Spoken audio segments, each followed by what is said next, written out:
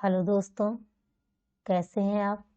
दोस्तों, आज हम EVS NCERT based previous year questions में 30 दिसंबर 2021 का पेपर देखेंगे। तो चलिए स्टार्ट करते हैं। हमारा पहला प्रश्न है, ईवीएस की एक अध्यापिका की कक्षा में अबू धाबी का एक छात्र है। अध्यापिका की ऑनलाइन कक्षा लेने का नियत समय 10 AM है। IST मतलब इंडियन स्टैंडर्ड टाइम, मतलब हमारा जो इंडिया का जो टाइम है वो कितना टाइम है, 10 बजे। अबू धाबी वाले विद्यार्थी का उसकी ऑनलाइन कक्षा में अपने घर से उपस्थित होने का समय क्या है। आपको बताना है कि जो अबू धाबी का लड़का है वो कितने बजे ले, जब इंडिया की टीचर हैं वो क्लास लेना स्टार्ट करेंगे 10 बजे से, तो वो अबू धाबी में जो लड़का बैठा है वो कितने बजे से उनकी क्लास लेगा। तो जो अबू धाबी का टाइम है वो हमारे टाइम से कितने घंटे आगे है, 1.5 घंटे आगे है। तो हम क्या करेंगे, 10 में 1.5 घंटे जब जोड़ देंगे तो क्या होगा, में 1.5 घंटे हम ऐड कर देंगे, यानी 11:30 बजे से वो क्लास लेना वहाँ से स्टार्ट करेगा तब। लेकिन क्या था कि इसमें ऑप्शन गलत थे, तो इसलिए इसमें ऑप्शन पेपर में गलत दिया हुआ था।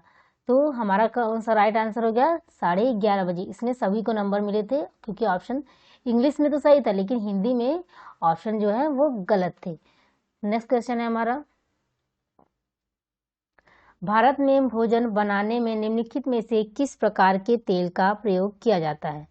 पहला ऑप्शन है हमारा पाम तेल, दूसरा ऑप्शन है सरसों का तेल, तीसरा ऑप्शन है नारियल का तेल, चौथा ऑप्शन है मूंगफली का तेल। तो हमारे यहाँ किस सरसों के तेल का उपयोग किया जाता है, नारियल के तेल का प्रयोग भी किया जाता है, मूंगफली के तेल का भी उपयोग किया जाता है, लेकिन पाम तेल का उपयोग हम लोग नहीं करते। पाम तेल जो है वो वनस्पति तेल होता है। यह तेल जो है ताड़ के पेड़ के से प्राप्त होता है। ये इसमें इसे एक जब इसको जलाते हैं तो इसमें से एक तीखी गंध आती है और ये स्वाद में मीठा होता है। इसका जो उत्पादन होता है भारत में आंध्र प्रदेश, कर्नाटक और गोवा में होता है, और ये सबसे कम, भारत में इस तेल का प्रयोग सबसे कम किया जाता है। किस तेल का, पाम का तेल या ताड़ के तेल का उपयोग। इसको ताड़ का तेल, मतलब हो सकता है पेपर में आपसे ताड़ के तेल के नाम से पूछे तो आप लोग जानते रहिएगा। तो हमारा कौन सा ऑप्शन सही हो गया, option number first. Next question है हमारा, मुख्य अध्यापिका ने ईवीएस की एक शिक्षिका से अपने ऑफिस के अंदर रखने के लिए पौधे चुनने के लिए कहा। वह निम्नलिखित में से कौन सा पौधा चुनेंगी। पहला ऑप्शन है हमारा एलोवेरा, पिटूनिया, मनी प्लांट। दूसरा ऑप्शन है एलोवेरा, मनी प्लांट, क्रोटन। तीसरा ऑप्शन है मनी प्लांट, पिटूनिया, पुदीना। चौथा ऑप्शन है एलोवेरा, पुदीना, जिरेनिया। तो मुख्य अध्यापिका ने जो कहा है ईवीएस की टीचर से कि आप कोई अपने ऑफिस के में रखने के लिए पौधा चुनिए, तो वो क्या करेंगी, जो इंडोर जो प्लांट्स होंगे वो उनको चुनेंगी, जिनको जो है वो हम घर में रखें, उनको ज़्यादा धूप की आवश्यकता नहीं होती ऐसे पौधे। तो ऐसे पौधे कौन कौन होते हैं, एलोवेरा, मनी प्लांट और क्रोटन। तो हमारा कौन सा ऑप्शन से हो गया, option number second. Next question है हमारा, गांवों में यह देखना साधारण है कि महिलाएं अनाज में से भूसी कैसे निकालती हैं। इस विधि को कहा जाता है। अनाज से भूसी अलग करने को क्या कहा जाता है, ये आपको बताना है। पहला ऑप्शन है हमारा छानना, दूसरा ऑप्शन है हाथ से चुनना, तीसरा ऑप्शन निष्पादन या फटकना, चौथा ऑप्शन है थ्रेसिंग या गाहना। तो ध्यान से, जो भूसी छानना क्या होता है कि किसी चीज़ को आप जैसे चाय छानते हैं तो ये छानना होता है। हाथ से चुनते हैं, जब कोई चीज़ गिर जाती है या कोई चीज़ है आप उसको हाथ से चुन के निकालते हैं। निष्पादन यानी फटकना होता है, जो सूप से फटका जाता है। थ्रेशिंग क्या होती है, थ्रेशिंग से क्या करते हैं, अनाज से भूसी को अलग किया जाता है। तो हमारा कौन सा ऑप्शन सही हो गया, ऑप्शन नंबर 4। थ्रेसिंग ये वह प्रक्रिया होती है जिसमें गेहूं या धान के तने को दानों से और अनाज को ढकने वाले भूसी से अलग करने के लिए पीटा जाता है। थ्रेशर नामक मोटर युक्त मशीन का उपयोग करके थ्रेसिंग प्रक्रिया के लिए किया, मतलब अब थ्रेशर का प्रयोग किया जाने लगा है थ्रेसिंग के लिए। कौन सा ऑप्शन सही हो गया हमारा? Option number 4। नेक्स्ट क्वेश्चन है, जीवों में संबंध, जबकि एक जीव को साहचर्य से लाभ होता है और दूसरे को हानि कहा जाता है। दो जीव हैं जिनमें क्या है कि एक दूसरे के साथ वो सहचर्य, मतलब एक दूसरे के साथ वो रह रहे हैं, लेकिन क्या है, एक जीव को तो फायदा हो रहा है लेकिन दूसरे को नुकसान हो रहा है, तो क्या इसको हम क्या बोलेंगे? पहला ऑप्शन है हमारा सहजीविता, दूसरा है सहोपकारिता, तीसरा ऑप्शन है प्रतियोगिता, चौथा ऑप्शन है परजीविता। सहजीविता में क्या होता है कि दोनों लोग साथ में जीते हैं, दोनों को ही कुछ ना कुछ फायदा होता है। सहोपकारिता में, प्रतियोगिता में क्या होता है कि एक दूसरे से प्रतिस्पर्धा, ये तो ऐसा कुछ नहीं। परजीविता क्या होती है कि एक जीव जो है वो दूसरे पे, या एक पौधा जो है वो दूसरे पर निर्भर है, लेकिन क्या कर रहा है, उसका खा रहा है, उसको नुकसान कर रहा है, उसको कोई उससे फायदा नहीं दे रहा है, उसको नुकसान कर रहा है। जैसे हमारे अंदर जब वायरस घुस जाता है तो क्या करता है, वो हमको ही नुकसान पहुंचाने लगता है, हमारा फायदा उससे नहीं होता। वो हमारे अंदर घुस के तो अपनी प्रजाति बढ़ा रहा है, लेकिन हमको उससे क्या हो रहा है, नुकसान हो रहा है। जैसे कोरोना वायरस अगर हमारे अंदर घुस गया तो वो धीरे धीरे क्या करेगा, हमारे शरीर को नुकसान पहुंचाएगा, लेकिन खुद की जो है वो जनसंख्या बढ़ा लेता है। तो इसको क्या बोलते हैं, इसको परजीविता बोलते हैं। नेक्स्ट क्वेश्चन है हमारा, विशेष क्षेत्रीय प्रजातियां हैं, इसमें से आपको बताना है कि कौन सी वो प्रजातियां जो विशेष क्षेत्रीय हैं। पहला ऑप्शन है दुर्लभ प्रजातियां, दूसरा ऑप्शन है लुप्त प्राय प्रजातियां, तीसरा ऑप्शन है आयातित प्रजातियां, चौथा ऑप्शन है एक क्षेत्र में पाई जाने वाली प्रजातियां। तो विशेष क्षेत्रीय प्रजातियां वे प्रजातियां होती हैं जो किसी एक विशेष क्षेत्र में पाई जाती हैं। तो हमारा ऑप्शन कौन सा हो गया? Option number 4। दुर्लभ प्रजातियां वो होती हैं जो कि बहुत रेयर केस में, मतलब बहुत रेयर पाई जाती, मतलब जो कि बहुत जगह, कहीं स्पेशल जगह पे बहुत कम कम पाई जाती। लुप्त प्राय प्रजातियां वो होती हैं जो अब लुप्त होने वाली हैं, पहले तो वो थी लेकिन अब क्या है, वो लुप्त हो रही हैं। तो ऐसी प्रजातियों को हम क्या बोलते हैं? लुप्त प्राय प्रजातियां। नेक्स्ट क्वेश्चन है हमारा, निम्नलिखित में से कौन सा वनोन्मूलन के परिणाम है, मतलब वन को हम काट रहे हैं उससे क्या क्या प्रॉब्लम होगी हमें? ए ऑप्शन है वायुमंडलीय तापमान में वृद्धि, बी है वायुमंडल में कार्बन डाइऑक्साइड के स्तर में वृद्धि, तीसरा ऑप्शन है भौम जल स्तर में वृद्धि, चौथा ऑप्शन है बाढ़ और सूखे जैसी प्राकृतिक आपदाओं के होने की संभावना में वृद्धि। तो इससे हमें क्या होगा ये आपको बताना है। वायुमंडल के तापमान में वृद्धि, हाँ ये होगा। वायुमंडल में कार्बन डाइऑक्साइड के स्तर में वृद्धि, ये भी तो होगा, क्योंकि भौम जल के स्तर में वृद्धि तो वनों का भूमि के जल से है मतलब, लेकिन अर्थ है, लेकिन जैसे जहाँ पे वन है वहाँ उतनी ज़्यादा नहीं, जल की ज़्यादा खपत नहीं होती। जलों की ज़्यादा खपत हम लोग जहाँ लोग रहते हैं, जहाँ शहरीकरण हुआ है या जहाँ पे आबादी है, वहाँ पे ज़्यादा हम लोग जल स्तर को खींच लेते हैं, तो वहाँ तो उतना नहीं फर्क पड़ेगा। लेकिन वनों में भूमि का जो स्तर रहता है वो तो ठीक रहता है, लेकिन हमारे यहाँ जहाँ आबादी रहती है वहाँ पे दिक्कत, बाढ़ और सूखे जैसी प्राकृतिक आपदाओं के होने की संभावना में वृद्धि हो जाती है। अगर हम वनों को काटते हैं तो इससे क्या होता है, तापमान में वृद्धि होती है, कार्बन डाइऑक्साइड के स्तर में वृद्धि होती है, और बाढ़ और सूखे जैसी प्राकृतिक आपदाओं की होने की संभावना भी बढ़ जाती है। तो हमारा कौन सा ऑप्शन सही हो गया? Option number 3। नेक्स्ट क्वेश्चन है हमारा, ठंडे और गर्म रेगिस्तान को समझने के लिए निम्नलिखित में से कौन से कथन सही हैं? आपको बताना है कि ठंडे और गर्म जो रेगिस्तान होते हैं उनको समझने के लिए हमें क्या समझना चाहिए। ए है गर्म रेगिस्तान में अधिक तापमान होता है, जबकि ठंडे रेगिस्तान में कम तापमान होता है। बी है गर्म रेगिस्तान पर सूर्य और रेत की अधिकता होती है, ठंडे रेगिस्तान में भूमि बर्फ और हिम से आच्छादित होती है। सी है गर्म रेगिस्तान लाल या नारंगी होते हैं, जबकि ठंडे रेगिस्तान स्लेटी होते हैं। डी है गर्म और ठंडे रेगिस्तान में ऋतु के उतार चढ़ाव के महत्वपूर्ण प्रभाव की अनुभूति की जा सकती है। तो गर्म रेगिस्तान में अधिक तापमान होगा तो ये सही है, लेकिन ठंडे रेगिस्तान में क्या होगा, तापमान कम होगा, तो ये हमारा राइट आंसर है। और क्या है, गर्म तापमान रेगिस्तान पर सूर्य और रेत की अधिकता होती है। हाँ, ये भी होता है क्योंकि गर्म रेगिस्तान में जाती बहुत ज़्यादा गर्मी होती है और वहाँ रेत ही रेत होती है। और ठंडे रेगिस्तान में क्या होता है कि वहाँ बर्फ होती है और जो हिम से आच्छादित मतलब बर्फ पड़ी रहती है हर जगह। ये भी सही है। गर्म रेगिस्तान लाल या नारंगी होते हैं, जबकि ठंडे रेगिस्तान स्लेटी होते हैं। ठंडे जो रेगिस्तान होते हैं वो किस तरह के होते हैं, सफ़ेद कलर के होते हैं क्योंकि बर्फ रहती है, स्लेटी नहीं होते। गर्म और ठंडे रेगिस्तान में ऋतु के उतार चढ़ाव के महत्वपूर्ण प्रभाव की अनुभूति की जा सकती है। ऋतु के उतार चढ़ाव अगर होता तो एक टाइम पे अगर जब मान लीजिए ठंडा है मौसम तो बर्फ रहती, लेकिन जब बढ़ता तापमान तो वो पिघलती, लेकिन ऐसा नहीं होता, वहाँ पे मौसमों का उतार चढ़ाव देखने को नहीं मिलता। तो हमारा कौन सा ऑप्शन सही हो गया, ऑप्शन नंबर ए और बी, ए बी और सी। गर्म रेगिस्तान लाल नारंगी होते हैं और ठंडे रेगिस्तान स्लेटी, ये भी सही है। तो कौन सा ऑप्शन सही हो गया हमारा, ए बी और सी, ए बी और सी यानी सेकंड ऑप्शन हमारा सही हो गया।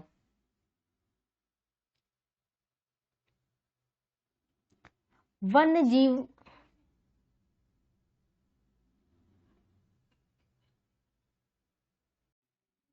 हेलो दोस्तों, कैसे हैं आप दोस्तों।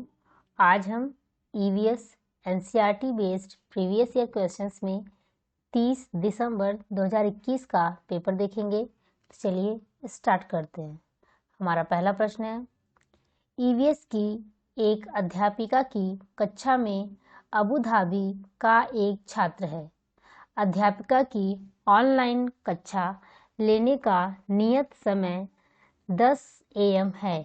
IST मतलब इंडियन स्टैंडर्ड टाइम, तो हमारा जो इंडिया का जो टाइम है वो कितना टाइम है, 10 बजे। अबू धाबी वाले विद्यार्थी का उसकी ऑनलाइन कक्षा में अपने घर से उपस्थित होने का समय क्या है। आपको बताना है कि जो अबू धाबी का लड़का है वो कितने बजे ले, जब इंडिया की टीचर हैं वो क्लास लेना स्टार्ट करेंगे 10 बजे से, तो वो अबू धाबी में जो लड़का बैठा है वो कितने बजे से उनकी क्लास लेगा। तो जो अबू धाबी का टाइम है वो हमारे टाइम से कितने घंटे आगे है, 1.5 घंटे आगे है।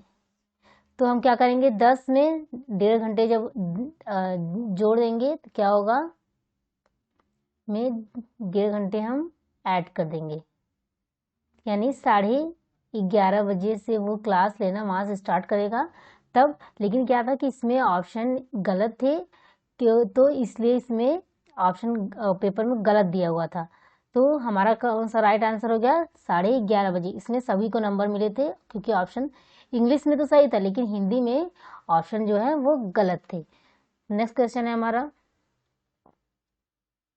भारत में भोजन बनाने में निम्नलिखित में से किस प्रकार के तेल का प्रयोग किया जाता है। पहला ऑप्शन है हमारा पाम तेल, दूसरा ऑप्शन है सरसों का तेल, तीसरा ऑप्शन है नारियल का तेल, चौथा ऑप्शन है मूंगफली का तेल। तो हमारे यहाँ किस सरसों के तेल का उपयोग किया जाता है, नारियल के तेल का प्रयोग भी किया जाता है, मूंगफली के तेल का भी उपयोग किया जाता है, लेकिन पाम तेल का उपयोग हम लोग नहीं करते। पाम तेल जो है वो वनस्पति तेल होता है। यह तेल जो है ताड़ के पेड़ के से प्राप्त होता है। ये इसे एक जब इसको जलाते हैं तो इसमें से एक तीखी गंध आती है और ये स्वाद में मीठा होता है। इसका जो उत्पादन होता है भारत में आंध्र प्रदेश, कर्नाटक और गोवा में होता है और ये सबसे कम, भारत में इस तेल का प्रयोग सबसे कम किया जाता है। किस तेल का, पाम का तेल या ताड़ के तेल का उपयोग। इसको ताड़ का तेल मतलब हो सकता है पेपर में आपसे ताड़ के तेल के नाम से पूछे तो आप लोग जानते रहिएगा। तो हमारा कौन सा ऑप्शन सही हो गया, option number first. Next question है हमारा, मुख्य अध्यापिका ने ईवीएस की एक शिक्षिका से अपने ऑफिस के अंदर रखने के लिए पौधे चुनने के लिए कहा। वह निम्नलिखित में से कौन सा पौधा चुनेंगी। पहला ऑप्शन है हमारा एलोवेरा, पिटूनिया, मनी प्लांट, दूसरा ऑप्शन है एलोवेरा, मनी प्लांट, क्रोटन, तीसरा ऑप्शन है मनी प्लांट, पिटूनिया, पुदीना, चौथा ऑप्शन है एलोवेरा, पुदीना, जिरेनिया। तो मुख्य अध्यापिका ने जो कहा है ईवीएस की टीचर से कि आप कोई अपने ऑफिस के में रखने के लिए पौधा चुनिए, तो वो क्या करेंगी, जो इंडोर जो प्लांट्स होंगे वो उनको चुनेंगी, जिनको जो है वो हम घर में रखें, उनको ज़्यादा धूप की आवश्यकता नहीं होती ऐसे पौधे, तो ऐसे पौधे कौन कौन होते हैं? एलोवेरा, मनी प्लांट और क्रोटन। तो हमारा कौन सा ऑप्शन से हो गया? Option number second. Next question है हमारा, गांवों में यह देखना साधारण है कि महिलाएं अनाज में से भूसी कैसे निकालती हैं।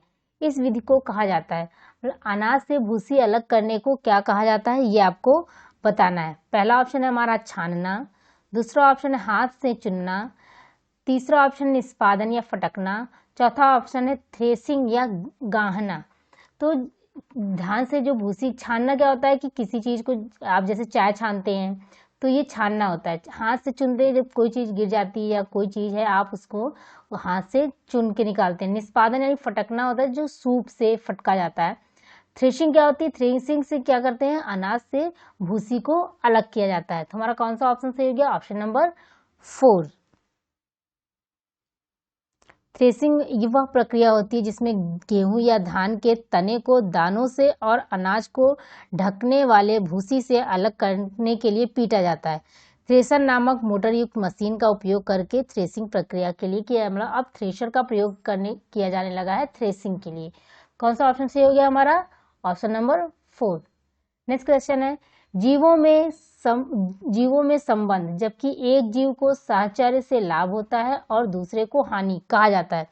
दो जीव हैं जिनमें क्या है कि एक दूसरे के साथ वो सहचर्य, मतलब एक दूसरे के साथ वो रह रहे हैं, लेकिन क्या है, एक जीव को तो फायदा हो रहा है लेकिन दूसरे को नुकसान हो रहा है। तो क्या, इसको हम क्या बोलेंगे? पहला ऑप्शन है हमारा सहजीविता, दूसरा है सहोपकारिता, तीसरा ऑप्शन है प्रतियोगिता, चौथा ऑप्शन है परजीविता।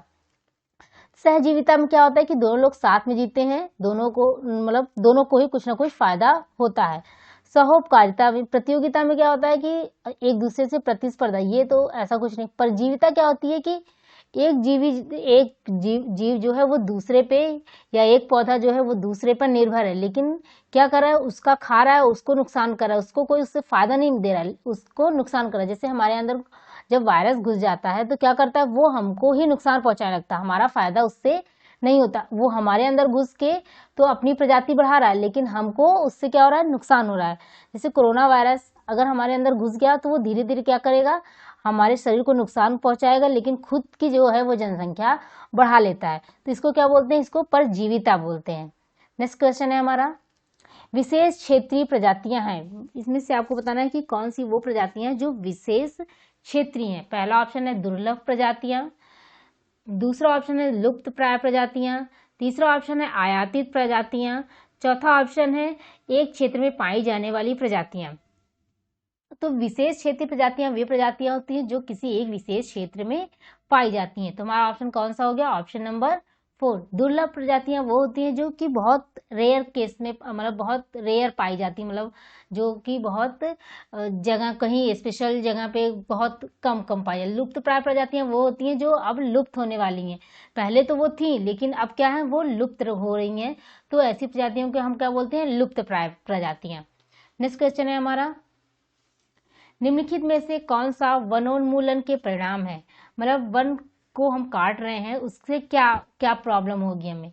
ए ऑप्शन है वायुमंडलीय तापमान में वृद्धि, बी है वायुमंडल में कार्बन डाइऑक्साइड के स्तर में वृद्धि, तीसरा ऑप्शन है भौम जल स्तर में वृद्धि, चौथा ऑप्शन है बाढ़ और सूखे जैसी प्राकृतिक आपदाओं के होने की संभावना में वृद्धि। तो इससे हमें क्या होगा ये आपको बताना है। वायुमंडल के तापमान में वृद्धि, हाँ ये होगा। वायुमंडल में कार्बन डाइऑक्साइड के स्तर में वृद्धि, ये भी तो होगा, क्योंकि भौम जल के स्तर में वृद्धि तो वनों का भूमि के जल से है मतलब, लेकिन अर्थ है, लेकिन जैसे जहाँ पे वन है वहाँ उतनी ज़्यादा नहीं, जल की ज़्यादा खपत नहीं होती।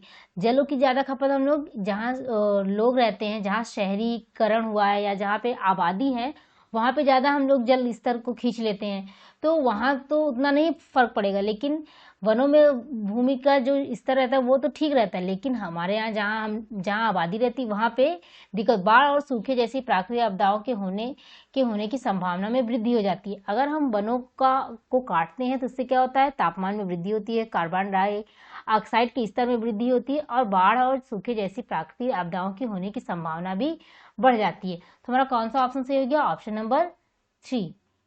नेक्स्ट क्वेश्चन है हमारा, ठंडे और गर्म रेगिस्तान को समझने के लिए निम्नलिखित में से कौन से कथन सही हैं? ए है, गर्म रेगिस्तान में अधिक तापमान होता है जबकि ठंडे रेगिस्तान में कम तापमान होता है। बी है, गर्म रेगिस्तान पर सूर्य और रेत की अधिकता होती है, ठंडे रेगिस्तान में भूमि बर्फ और हिम से आच्छादित होती है। सी है, गर्म रेगिस्तान लाल या नारंगी होते हैं जबकि ठंडे रेगिस्तान स्लेटी होते हैं। डी है, गर्म और ठंडे रेगिस्तान में ऋतु के उतार चढ़ाव के महत्वपूर्ण प्रभाव की अनुभूति की जा सकती है। आपको बताना है कि गर्म और ठंडे रेगिस्तान में से इसमें कौन सा ऑप्शन सही है। ए क्या कह रहा है? गर्म रेगिस्तान में तापमान अधिक होता है, तो ये सही है। ठंडे रेगिस्तान में तापमान कम होगा, जाहिर सी बात है। गर्म रेगिस्तान में सूर्य और रेत की अधिकता होती है जबकि ठंडे रेगिस्तान में क्या होता है? बर्फ और हिम से आच्छादित क्षेत्र होते थे, ये भी हमारा सही है।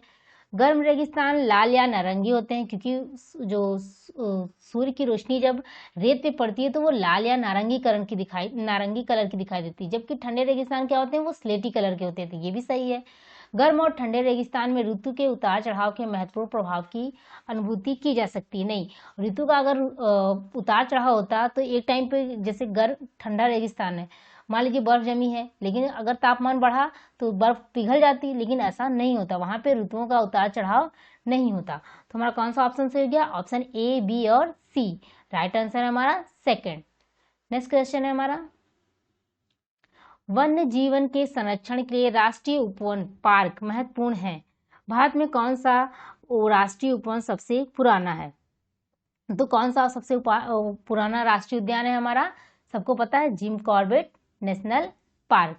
ये कौन सा ऑप्शन सही हो गया हमारा? Option number second. कहाँ है ये? उत्तराखंड में। नेक्स्ट क्वेश्चन है हमारा, नीचे दिए गए पदों से बीज के अंकुरण के सही क्रम को पहचानिए।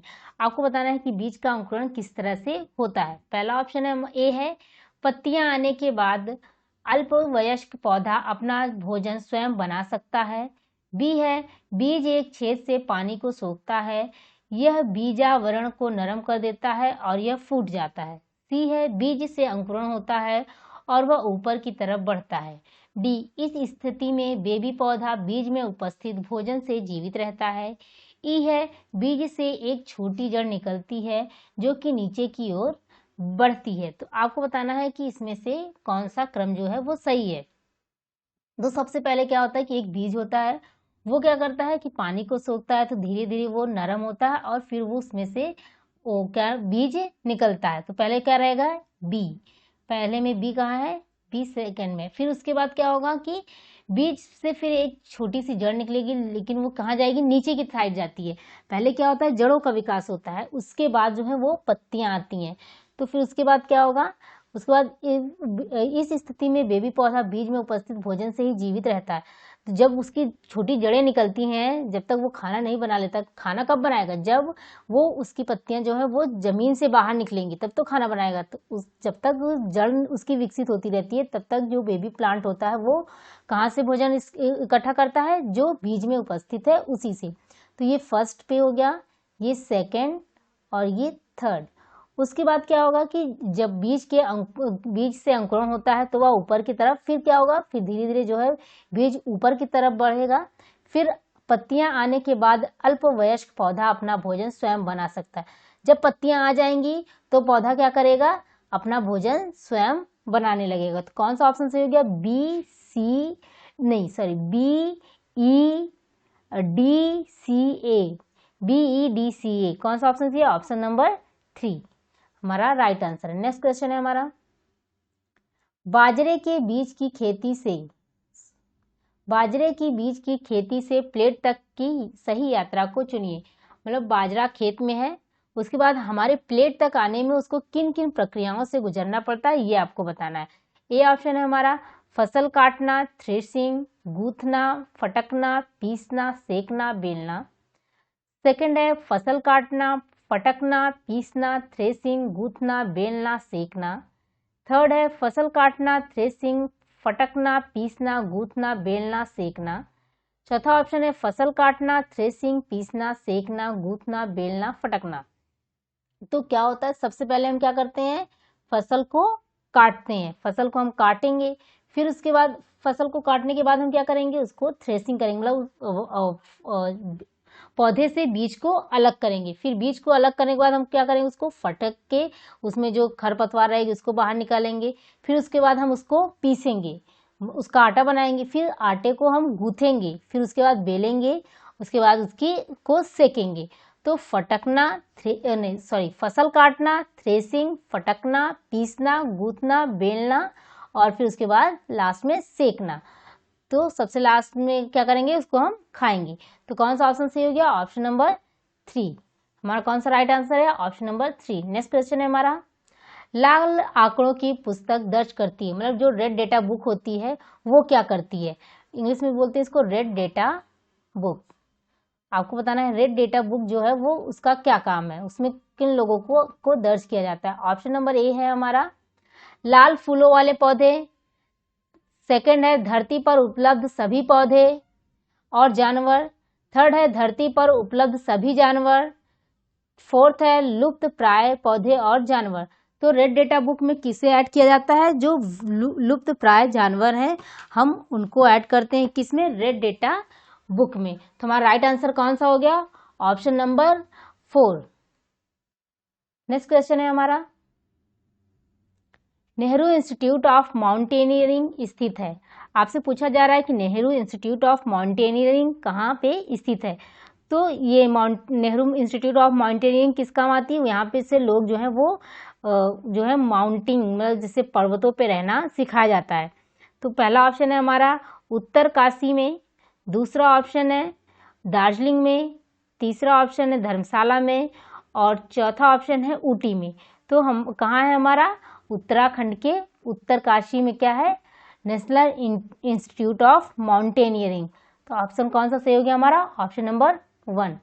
नेक्स्ट क्वेश्चन है हमारा, निम्नलिखित राज्यों में से किसी एक पहचानिए कि निम्नलिखित राज्यों में से किसकी एक दिशा में समुद्र है। आपको बताना है कि इन राज्यों में से किसकी एक दिशा की तरफ जो है क्या है, समुद्र है। पहला ऑप्शन है हमारा गुजरात, महाराष्ट्र, गोवा, कर्नाटक, केरल, तमिलनाडु, आंध्र प्रदेश, पश्चिम बंगाल और अंडमान निकोबार द्वीप समूह। सेकंड है गुजरात, महाराष्ट्र, गोवा, कर्नाटक, केरल, तमिलनाडु, आंध्र प्रदेश, पश्चिम बंगाल और उड़ीसा। थर्ड है गुजरात, मध्य प्रदेश, महाराष्ट्र, गोवा, कर्नाटक, केरल, तमिलनाडु, आंध्र प्रदेश, पश्चिम बंगाल और उड़ीसा। चौथा है गुजरात, मध्य प्रदेश, गोवा, कर्नाटक, केरल, तमिलनाडु, आंध्र प्रदेश, पश्चिम बंगाल और झारखंड। तो हम सबको पता है कि कौन कौन से राज्य जो हैं वो क्या है, हमारे समुद्र के किनारे हैं, ये हमें बताना है। तो गोवा क्या है, गुजरात क्या है, गुजरात हमारा समुद्र के किनारे है, सही है। महाराष्ट्र है, महाराष्ट्र भी है, ये भी सही है।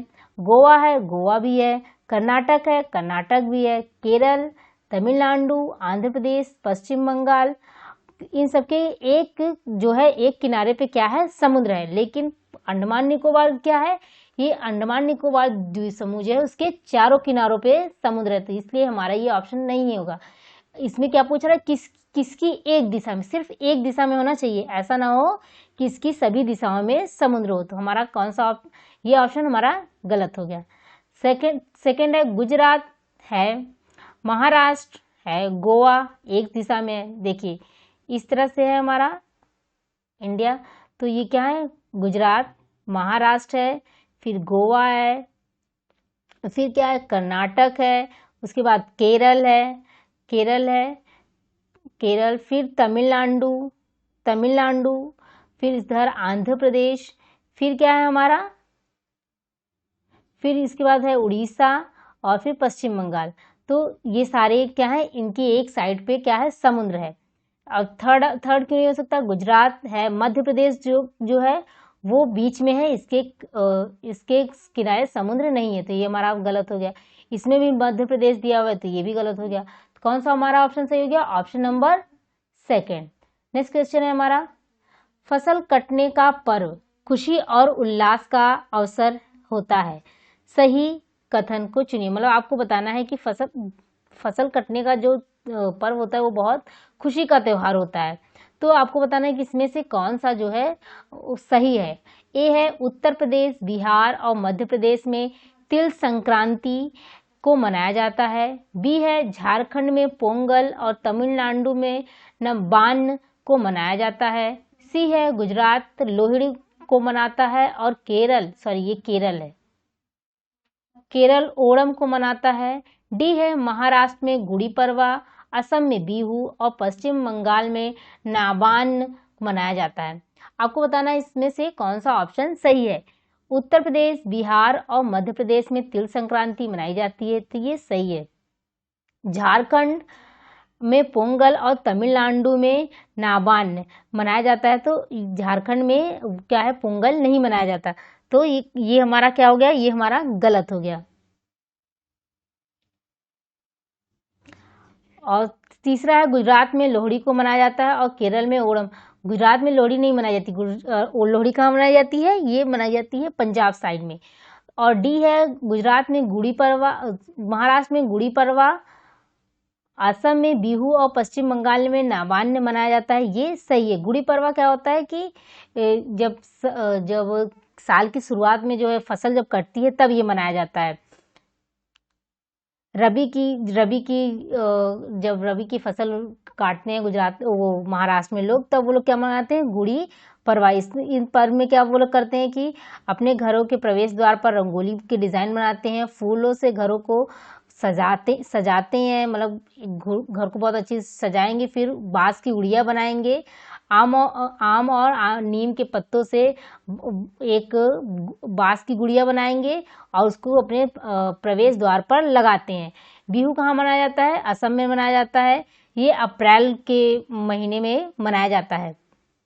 और पश्चिम बंगाल में क्या मनाया जाता है, नाबान्न त्योहार, नोबन्नो भी बोलते हैं इसको, नाबान्न को नोबन्नो भी बोलते हैं।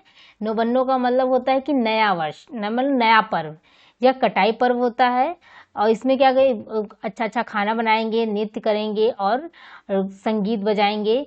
बहुत अपनी जो देसी ये लोग हैं मिठाई वो सब बनाते हैं, पीठा बनाते हैं, ये सही। झारखंड और ये पोंगल ओंगल, ओणम कहाँ मनाया जाता है, ओणम जो है वो केरल में मनाया जाता है, ये सही है।